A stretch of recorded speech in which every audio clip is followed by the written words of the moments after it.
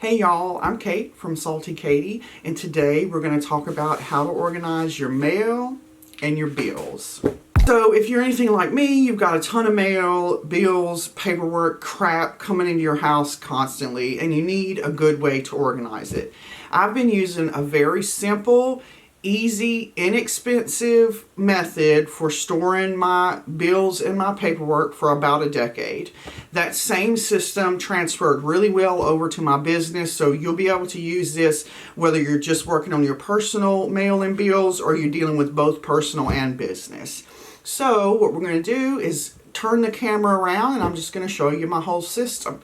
Really easy and very organized. Okay, first things first, let's assume you've got the same, here comes my cat, the same kind of paperwork, mail, and bills coming into your house that I do mine.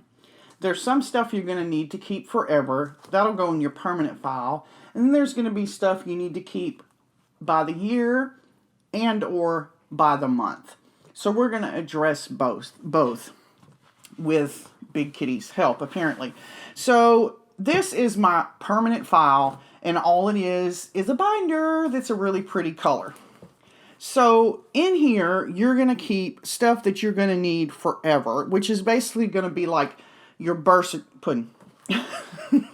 Kitty, your birth certificate, your marriage certificate, car titles, land deeds, insurance paperwork, your passport, your social security card. You get my drift. This is stuff you need and are always going to need. All I do is use this pretty little binder, and I take page protectors and slip each of these important pieces of paperwork into a page protector. Now, obviously, I can't actually show you my birth certificate, but you get the point. All my important papers are here. They stay here. And this binder is on a bookshelf in our back room. Everybody knows where it is. Super easy to access. Done with that. So there's all your important permanent kitty cats. Get out of the way, fatty. All your, permanent paperwork taken care of, done with that. Now, you're also going to have paperwork that needs to be filed by the year or by the month. So for these two types of paperwork, I use a super simple, plain, expanding file, 13 pockets from Amazon. All this stuff will be linked below. I'll label each one of these by the year with my little P-Touch brother label maker that I'm a complete nerd and really love. Anyway, so all you have to do is place anything that needs to be filed by year in the front here. This very first pocket. Since it's got 13 pockets, there's place for every month of the year and then for anything that needs to be filed yearly. Now, for your yearly stuff, that's going to be like your taxes, your homestead exemption certificate, rabies certificate for your kitties, anything, any super important or expensive purchases like appliances, that kind of thing. I keep those receipts in here. Rental agreements might be another example. Everything else that, are sort of monthly bills like your cable bill, your mortgage note, they all go by month. And I've just got each month labeled, again, with my label maker. And there you go. At the end of the year, you do your taxes, place them in the front here, close it up, and file it away. And then after 7 years, 10 years, I forget what the rule is, you take that expanding file out, shred all the junk in it, and then use that file again for another year. Does that make sense? I hope so. This same system works really beautifully for my business as well. The only thing that's any different, let me show you.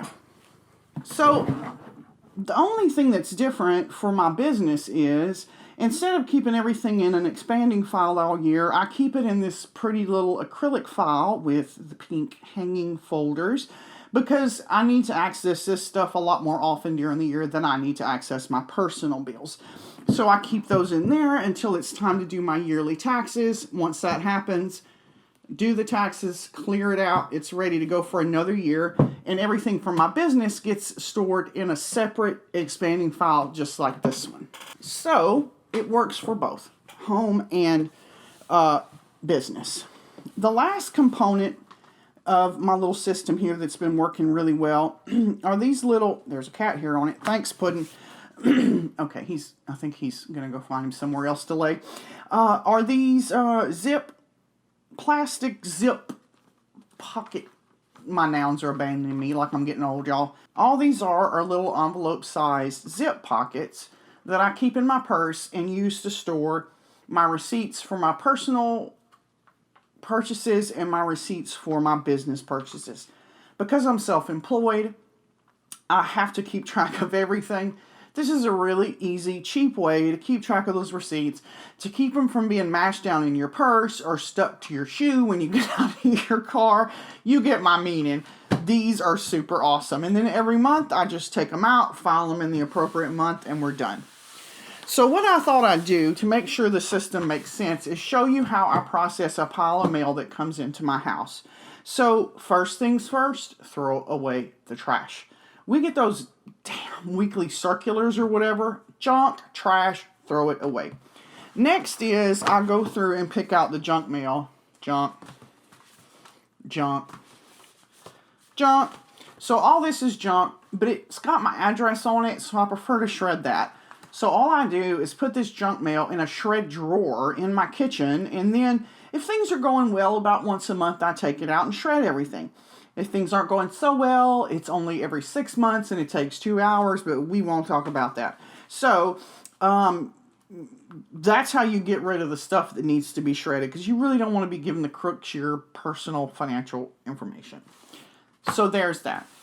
So we went from a pile of mail to just these two things that really need to be kept. So I place those on a cabinet in my kitchen, and then every Friday I open them up and file them in my expanding file. Easy, right?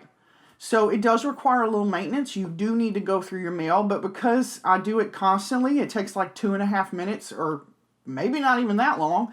And then maybe 3 or 4 minutes once a week, just making sure each bill it goes to the correct month. So I hope that made sense. I hope it's useful information for you. I would absolutely love it if you'll drop any of your organizational tips for your mail-in bills down in the comments. Maybe you can help me out or help one of the other folks watching this out. So thanks for watching. Subscribe if you haven't already, and I hope to see you again real soon.